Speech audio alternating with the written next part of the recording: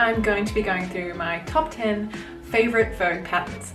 And full disclosure, they're the only dress patterns from my round about 18 patterns that I have from Vogue that I've actually made, but that is because they are my favorite and the designs are the ones that I like. Coming in at number 10 is Vogue 9267, which is this lovely little number here.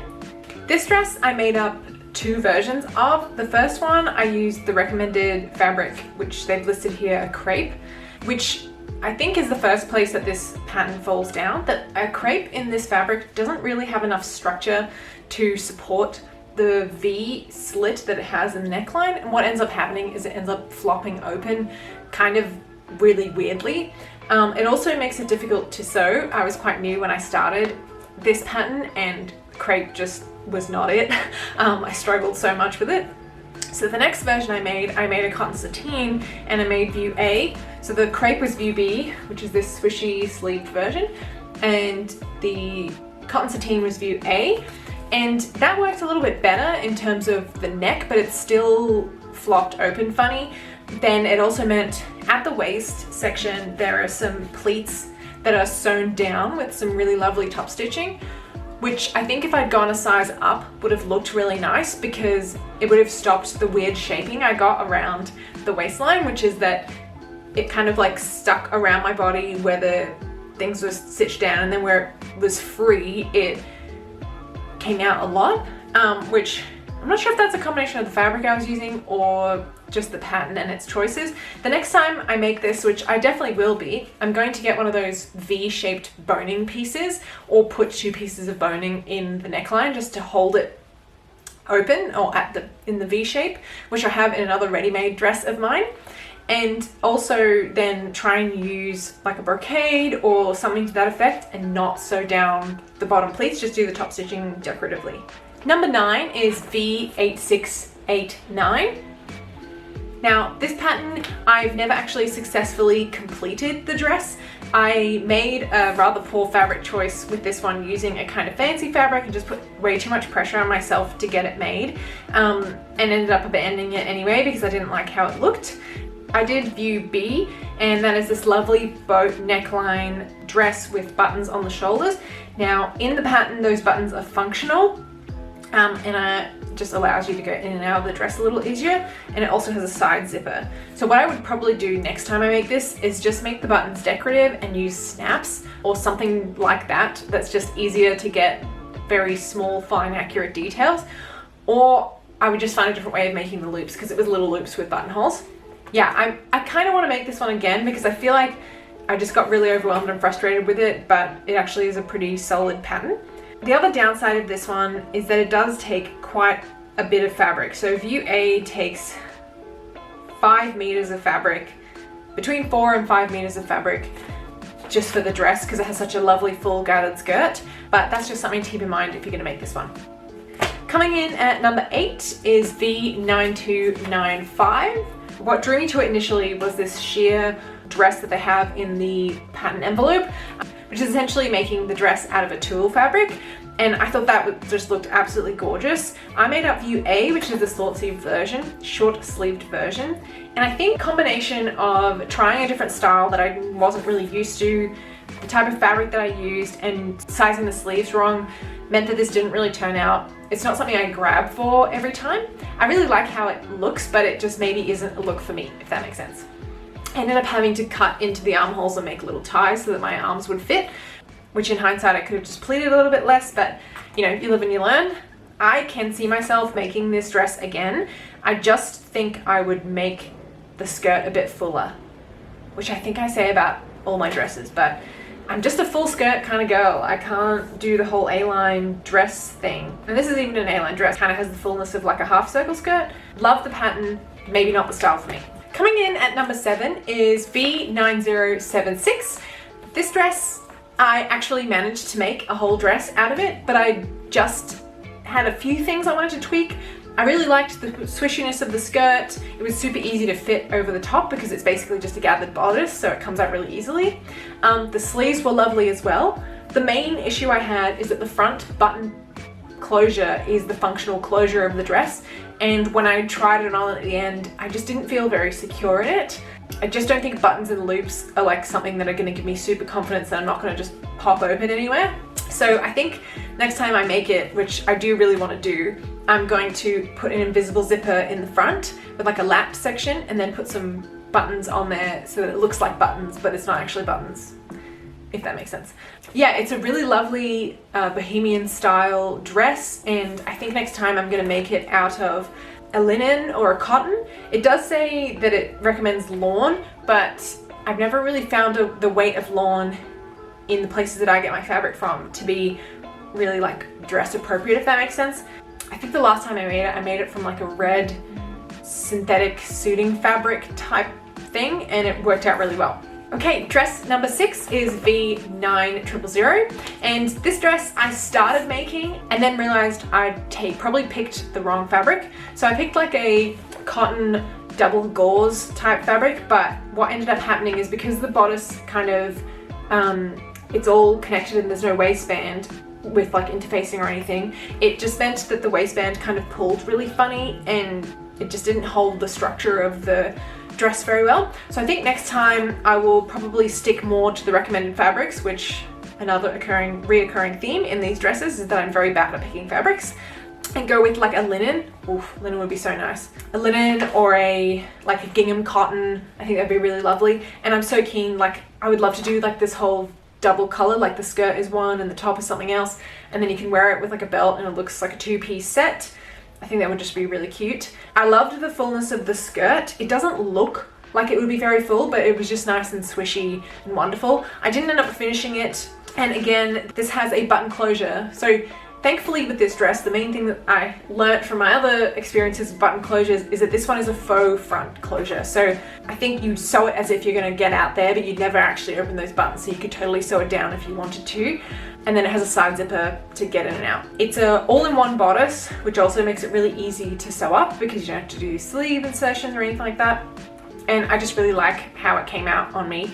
I would need to make a mock-up, I think, of the bodice just to get the fitting correct, which I wasn't doing when I started making these dresses. So I think with proper fit, it would look really nice. Coming in at number 5 is a bit of a controversial pattern, and only controversial in that when I researched it, I originally saw it on Angela Clayton's YouTube video, and I'll link her channel down below. The name escapes me currently. She does like a Sewing Through the Decades series, and she made this dress for herself in like a pretty similar floral looking fabric. It looked great on her. I loved how it came out, but she had the same issue that I had, and that's that the shoulders, and I have pretty broad shoulders, but the shoulders just they're not in a point that would actually stay on your shoulder. They're like just too far, so they end up flopping down, and the whole dress is just not made for that look. So I tweaked it by adjusting because I'd seen her video, I tweaked it by adjusting the sleeves to be a little in, but then that kind of threw off the whole bodice because the front button placket is functional. And again, there's a running theme here. Front button plackets, love the look, hate to actually sew them. It just didn't end up working. So I think next time what I would do is just chuck a zip in the back, make the front all one piece, and I think that would look super cute. Whether I can actually be bothered to do that or not with this dress is a whole different question, but I think it would just look so lovely. The skirt itself, I think that would look gorgeous if I could make that work. It would probably require a few mock-ups, which is one of the main reasons I haven't made like second and third versions of these dresses, because I really love all of them, and that's because just mock-ups take time and I'm lazy, really. But yeah, I'm super keen to try this one out. I think it would look really cute. And even if you just did it in like a black or a dressier fabric, it would look so nice as like an evening gown. Not that I have anywhere to go, but yeah, dressed up, I think it would just look so elegant. Coming in at number 4 is a dress I also managed to complete but had a few fit issues with. So it's this dress, the V2903. There's a tutorial online. If I can find it, I'll link it down below, but it literally saved my life. The instructions for how to pleat this skirt, vague as hell. I don't know what they were thinking when they were writing it, but it just doesn't make any sense.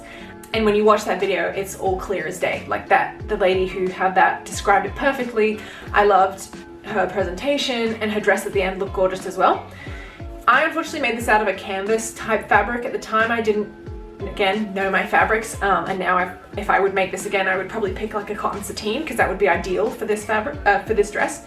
And again, I'd need to make a mock-up of the top, because this side collarbone area, upper bust, is where I have most of my fit issues. And this dress is very complicated in that area. So if you just like take a little dart here and there, it doesn't really work. It's like a little shirt underneath the dress. It's really hard to explain, but it's gorgeous. It's so nice. The skirt is really full. I love this dress. I just wish I'd managed to make it fit a little bit better. A little more sleeves, a little less center front, and it would work really well. So yeah, I think my plan next time is to just cut out a mock-up and then go for it from there. Okay, now we're getting to the top three, my top three favorite Vogue dresses. So coming in at number 3 is 8788, which is a vintage style wrap dress, and it is gorgeous. Chef's kiss. Love this dress so much. I've made 2 of them. I would make 10 of them if I was left to my own devices. I did Frankenstein the closures a little bit on this because I feel like, again, not super secure closures. They just don't make you feel like you can run around and it won't just come undone, which with a wrap dress is a little dubious. The really great part about this dress though is modern wrap dresses, when you get them, if the wind blows, everything's out in the open. Like, it's risky business wearing a wrap dress these days. But this dress is essentially like 3/4 of a dress coming from the back to the front and 3/4 of a dress going from the front to the back. So you have really great coverage. If the wind blows, you're fine. Nothing's going to be flashing anywhere. The only downside I have is a little bit of a fit issue down the side here, where weirdly the armholes are really big, which is not a problem I normally have. Normally it's the other way around.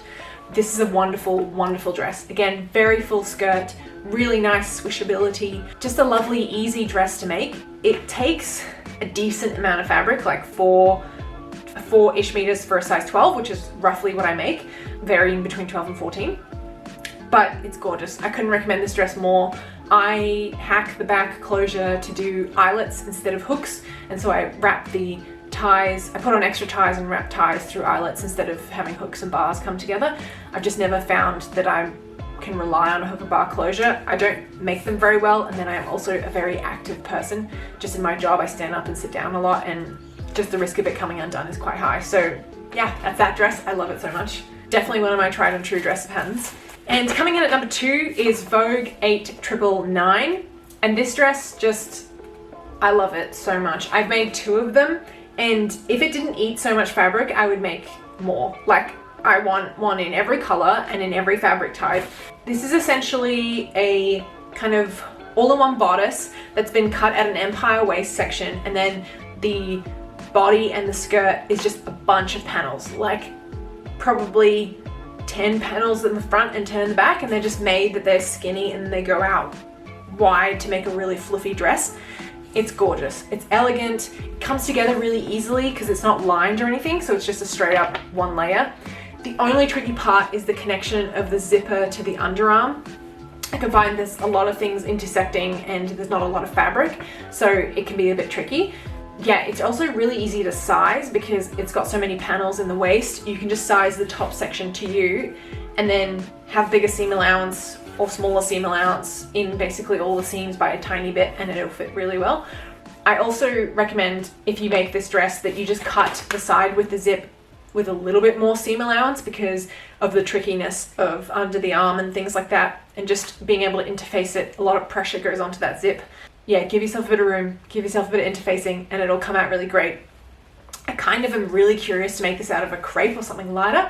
I made it out of a cotton, I want to say a heavyweight cotton, but because it actually weighed a lot, but I think it was just, there's 7 meters in this dress, 8.5 meters in this dress of 45-inch wide fabric, or 6 and a bit if you're going the wider fabric, but there's a lot of fabric in this skirt, and so it's pretty heavy. So I'd stick to more lightweight fabric if you make it, but it's gorgeous. I love this dress so much. I've made, like I said, I've made 2. I made a longer maroon version that was really heavy, really swishy, lovely dress, and then a shorter kind of summery version, just kind of made it a little bit more modern, and it was really nice. I loved everything about it. It's great. Other than ironing it, because there's like 20 meters of skirt to iron. But you know, the things we do for dresses. And coming in at number 1, my absolute favorite Vogue pattern, the one I'm wearing right now, is the V1084. So this dress is just, oh, she's so elegant. It comes together relatively easily. I can't tell if I had actually just gotten good at sewing or if it came together easily. Who knows? but it was a breeze to sew. I did at some point sew some parts incorrectly because it can be a little bit complex in the back section, but I tried it on and managed to figure out what I've done wrong. This dress is just so elegant. The front is all one piece from the neckline to the bottom of the skirt, which makes this really smooth front. And by one piece, I mean it's not cut at the waist, so it makes this like smooth line. I think it would be really cute to do this in like a less opaque fabric and then have like an underdress, especially the ruffling up of the neck. So in the picture, it ruffles up quite a lot more, but I think just the way that my neck, like the amount of space I have and the weird dimensions I have in my neck collarbone area, mean it doesn't bunch up quite as much as that. So here is this dress. It's got these lovely side panels. I don't even know if you can see that with the lighting, but essentially the side front is like inserted into a front piece that goes down here and to the right. So the front piece is like an L shape, and then it pleats into the back. The back has this lovely like lower neckline, and there's a spot here, a little hole to put a bow in that comes with the dress. It's got a side zipper, which is really lovely and easy to like open and close, so you aren't like reaching back here to get a zipper. The skirt itself is really swishy, which I love. Swishy is a big bonus for me. I also went ahead and got a bit fancy with the hem on this dress. I ended up using a contrasting facing to hem it, which I think just really adds a level of refinement to this dress. Yeah, I blind stitched that in. I just took a lot of care with it, I think, and that's why it came out really nicely. Let me know what you think. Do you have a favorite Vogue dress pattern or a favorite dress pattern in general? I'd love to hear your thoughts in the comments down below.